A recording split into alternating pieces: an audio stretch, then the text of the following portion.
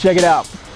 I've been talking about this New York trip that I did a couple of weeks back now. It took me longer to get to this point than I thought, but did this trip a while back to do some old school pioneers and just key people from the 80s and 90s hip hop scene who didn't really get there, who did their thing back in the day but might not have got their best props or get recognized now for what they did and have done for this culture and the music.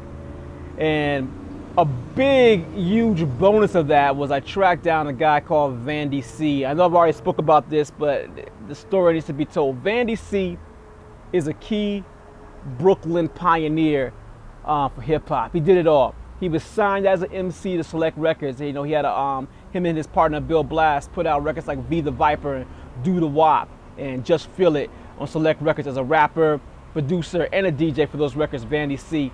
He also, as a producer, did other artists, you know, the Jazz, did like, you know, some tracks on his second album, To Your Soul, including the title track and some great production for the Jazz. Stuff on urban rock and body rock records like Freak L and Trey Bag MC. He did Kid Flash and just a lot of like underground Brooklyn hip hop and even beyond. He was just involved in the culture as, you know, producer. As a DJ, he was like in DJ battles, New Music Seminar, local competitions in New York. He was a radio show host for like 10 years out in New York. And that's kind of where this story really comes from in this particular case.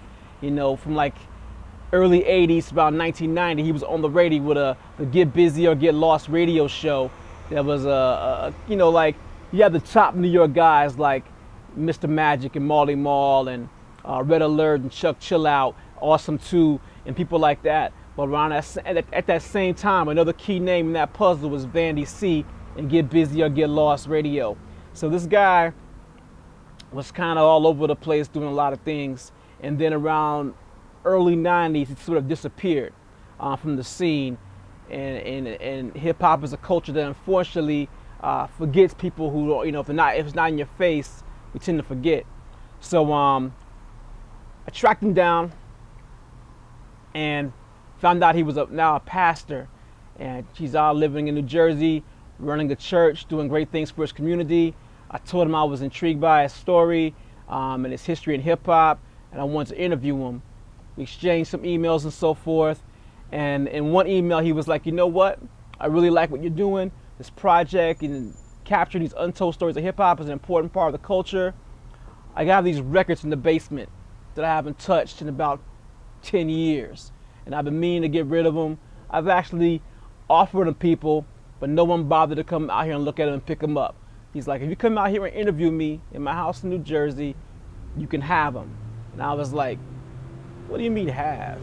He was like, nah, you can have them. They're yours. If you bring a truck or whatever and move them out of the house physically, they're yours. And I was like, okay, when you say your records, what do you mean? Like, what's in the collection? He's like, it's the collection. Like, the collection? He's like, the collection. I'm like, that sounds too intriguing to not even at least attempt to find out what's going on. So I got a U-Haul truck and I'm working on a little mini documentary about that whole situation that'll get up soon too. But basically, he gave me about 3,000 records, something like, you know, between 2,500 and 3,000 records, something like that. Of those records, I pulled aside like 3 boxes for myself that were the things that I needed, one that really caught my attention. And people keep asking me, what was in the boxes? What was in your boxes? I've shown people other boxes, like, what's in your boxes? I keep hearing that question a lot. So I started this special video blog that'll go on for until we, you know, run out of episodes, kind of showcasing what was in those magical 3 boxes. It's really like 2.5 boxes, because half of it is some stuff like a bunch of dance music that I didn't really know and I wanted to get familiar with. You know, I like other things besides just hip hop. But this collection that I pulled aside was mainly 80s mostly, but some 90s hip hop. Brace yourself for the awesome and rare. The real, the right, and dynamite is in the atmosphere.